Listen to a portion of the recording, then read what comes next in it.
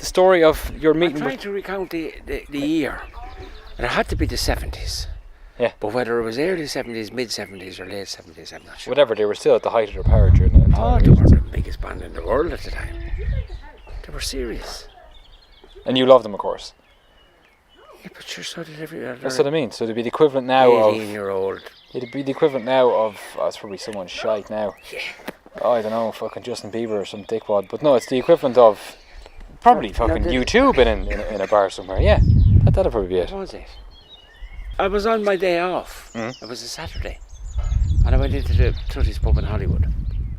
And there was 3 old men, what I called old men then.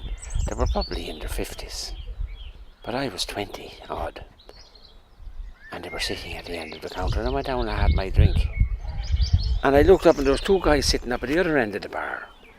And one of them was Mick Jagger. And the other one was Ronnie Wood. And I said to Billy Tutti, the man sitting nearest me, I said, Jesus, I think that's Mick Jagger of the Rolling Stones.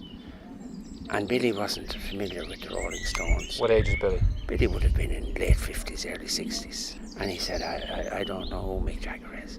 I said, did you hear the Rolling Stones? No. And I asked Jimmy Tommy the same question. I don't know who you were talking about. I forget who the third one was. Anyway, I just listened to the accents. They were chatting deep in conversation. They were sitting on 2 stools facing one another in deep conversation. So I waited, and I would say an hour went by. And I was trying to pluck up the courage to go and ask for an autograph. And finally I did. I picked up the courage and I said to Larry, the man behind the counter, could I have a bit of paper and a pen, please, Larry? And he said, certainly, Tony. And he tore off a half page of a copy and he gave me a pen. And I sat for another 15 or 20 minutes just trying to pick up the courage.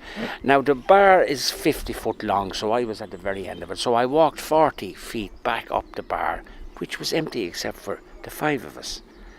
And the lads were talking away and I stood behind them and they just kept talking. Now they had to see me because Wood was actually facing me. So Ronnie Wood and Mick Jagger? Yeah. Wood was facing me looking at Jagger and Jagger had his back turned looking at Wood. Both of them are on 2 stools facing one another chatting. And I'm standing behind them like a spare. You see, and the next thing I coughed and sure they just kept talking. And then I said, right, here it goes. Excuse me please, I said. Are you Mick Jagger? Could I get your autograph? And they just kept continuing for about what seemed like 5 or maybe 10 seconds, chatting among themselves.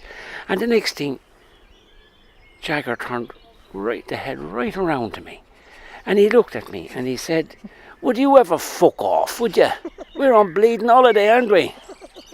But in a better Cockney accent than that now, an upper class Cockney accent. And I just wanted the floor to open and swallow me. I couldn't feel my feet going back down to sit at my stool. I felt so fucking rejected. I can't explain still, 50 years later, how I felt. It was disgraceful. And what did you do? Just turn and go, what could you do? I almost shit myself, but I just stood there. What do you do when your idol tells you to fuck off? We're on holiday, aren't we? I fucked off back to the stool and I just sat back and I just thought then, and then I started saying, why didn't I say this and why didn't I? And I told all my friends and every one of them said, because don't forget the IRA, the war was on at the time. Of course. And here's a British bastard sitting in the heartland of the Provos.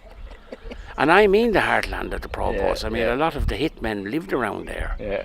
And were born around there. Yeah, that can bless them, of course. And I said nothing, but I kept saying, jeez, I should have said, I tell you what you'll do now, fuck off with yourself, you bastard, what are you doing here in my country now, and all this shit. I said nothing. But I never bought another fucking Rolling Stones. What did Ronnie Wood? Wood never said anything. Wood barely looked at me. I was like a piece of shite on the ground. Sure, they weren't interested in fans or Irish. They didn't like the fucking Irish. Yeah. Anyway. Well, Jagger, coming from his background, certainly wouldn't have been. We would have been pigs in the parlour to him. That was the mentality.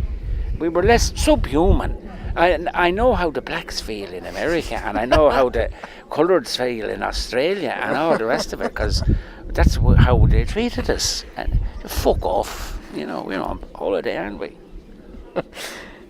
Thanks That for was that. it. That's true. Tony's Tales. That's a true story.